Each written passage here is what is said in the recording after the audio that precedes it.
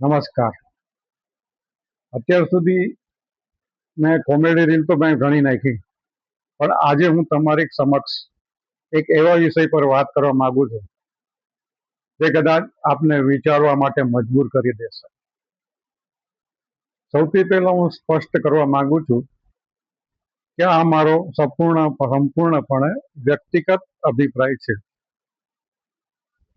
ઘણા લોકોના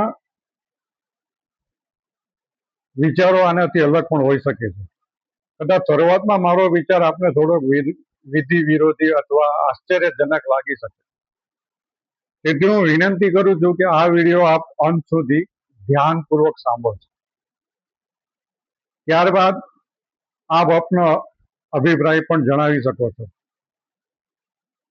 તો ચાલો આપણે મૂળ મુદ્દા પર આવીએ. આપ સૌ કોઈ જાણો છો એમ ભારત એ મંદિરો અને અસંખ્ય આસ્થાઓના સ્થાનોનો દેશ છે. અહીં એક એવા ઘણા પ્રમુખ મંદિરો છે જ્યાં દર વર્ષે શ્રદ્ધાળુઓ બહુ મોટી માત્રામાં સોના ચાંદી, કિંમતી ઉપહારો અને રોકડ રકમનું દાન આપવામાં આવે છે. આ દાનની ગણતરી કરવી એ પણ અશક્ય છે.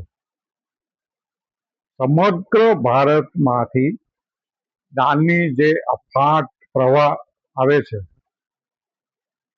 તે દેશની આર્થિક વ્યવસ્થામાં પણ મહત્વનું સ્થાન ધરાવે છે. હવે પ્રમુખ સવાલ એ છે કે આ ભગીરથ દાનનો ઉપયોગ ક્યાં અને કેવી રીતે થઈ રહ્યો છે. સામાન્ય રીતે એવું કહેવાય છે કે મંદિરોમાં આવતા દાનની ઉપયોગ ભોજનશાળામાં, જરૂરિયાતમંદોને સહાય માટે, ગૌશાળાઓમાં અને કેટલી વાર શાળાઓમાં અને હોસ્પિટલોમાં થાય છે.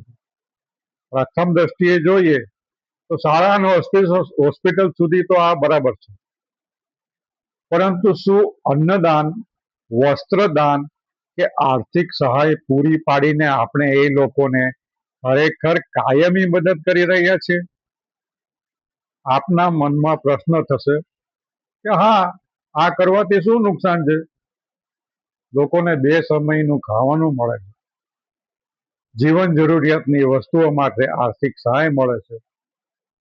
પરંતુ જરા ઊંડાણથી વિચારો, જ્યારે કોઈ વ્યક્તિને કશું જ કર્યા વગર માત્ર આર્થિક મદદ કે મફત વસ્તુઓ મળી રહે છે, ત્યારે શું આપણને એવું નથી લાગતું કે આપણે જ અજાણતા જ તેઓને આળસુ અને આશ્રિત બનાવી રહ્યા છે?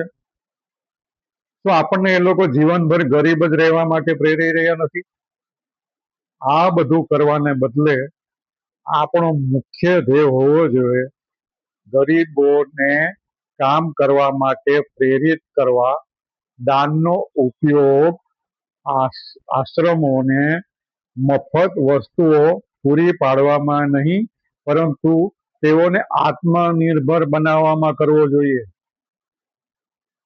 આપણે તેઓને ખેતીવાડી જેવી પ્રવૃત્તિઓ, નાના મોટા ગૃહ ઉદ્યોગના કૌશલ્યો શીખવવા જોઈએ, બરાબર?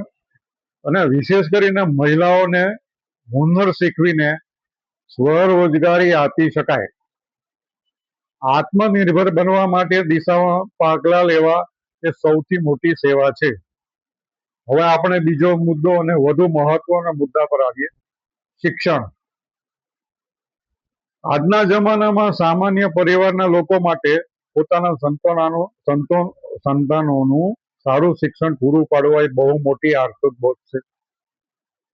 ખાનગી શાળાઓની મોંઘી ફી ભરવા માટે માતા પિતા પોતાની ઈચ્છાઓ અને શોખને બાજુ પર મૂકી મહેનત કરે છે.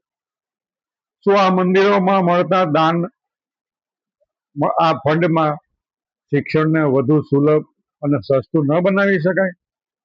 અલબત્ત, અમીર પરિવારો તો લાખો રૂપિયા ફી ચૂકવીને મોટી શાળાઓમાં પ્રવેશ મેળવી શકે. આવા લોકોને કોઈ સમસ્યા નથી, પરંતુ આ બધું કોના માટે? એ તમારા સામાન્ય પરિવારો માટે, જેઓના બાળકો પણ પ્રતિભાવાન છે. આનાથી શું થશે? જ્યારે એક સામાન્ય પરિવારના બાળકને સસ્તું અને ગુણવત્તાયુક્ત શિક્ષણ મળશે, ત્યારે એ બાળકને માનસિકતા બદલાશે. તો આનાથી એક નવું અમીર અને ગરીબ વચ્ચેનું પાસું ઊભું નહીં થાય? તો આપણે એવું ન કરી શકીએ કે શિક્ષણ ક્ષેત્રે એક એવું માળખું તૈયાર કરવું જોઈએ જે દરેક સ્તરના વિદ્યાર્થીઓ માટે એક સમાન અને સુલભ હોય? આપ સૌ જાણો છો કે શિક્ષણ માટે મોટું પરિવર્તન લાવી શકાય છે, કારણ કે આજનું બાળક એ જ આવતીકાલનું ભવિષ્ય અને નવું ભારત છે. જો આપને મારો આ અભિપ્રાય યોગ્ય લાગ્યો હોય તો વધુ ને વધુ લોકો સુધી પહોંચાડવા માટે વિડીયોને શેર કરો અને આપના મંતવ્યો શું છે આ દાનનો ઉપયોગ ખરેખર કૌશલ્ય વિકાસ અને શિક્ષણને સ્થળ બનાવવા માટે થવો જોઈએ? આપનો અભિપ્રાય કોમેન્ટ બોક્સમાં લખીને જરૂર જણાવો. જય હિન્દ.